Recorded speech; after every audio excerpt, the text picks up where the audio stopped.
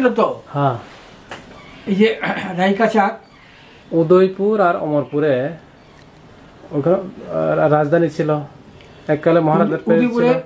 উদয়পুর না, এটার নাম ছিল রাঙামাটি। রাঙ্গামাটি। রাঙামাটি, রাঙামাটি যখন রাজধানী ছিল তখন তোমাদের রায়কাচাক প্রধান সেনাপতি ছিল। হি ওয়াজ রিয়াং ব্রু জাতি, অত্যন্ত বলবান এবং অত্যন্ত বুদ্ধিসম্পন্ন সেনাপতি ছিল। এবং তার সময় কিন্তু খুশহাল শাহীর সঙ্গে যে যখন যুদ্ধ হইল, যুদ্ধের সময় রায়কাচাক কিন্তু প্রধান সেনাপতি। কেমন এই রায়কাচাকের বুথেতে কিন্তু গোমতী নদীরা বাদ দেওয়া হইল। বাদ দেওয়ার পরে তখন জল শুকিয়ে গেল। শুকিয়ে যাওয়ার পর মোগলরা মনে করলো যে এটা সমতল ভূমি, এখানে আমরা তাঁবু গাড়ি সুলাপুরার দিক ওদিকটার দিকে আর কি। তারা তাঁবু ঠুবু করে আসে।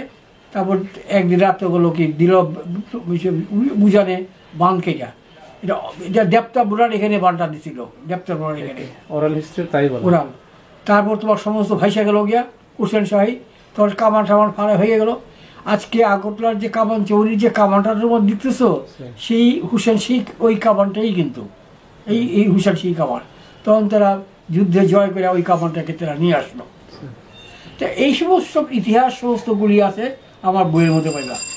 তো এখনকার প্রজন্মের ছেলেরা হয়তো বিশ্বাস করতে চায় না।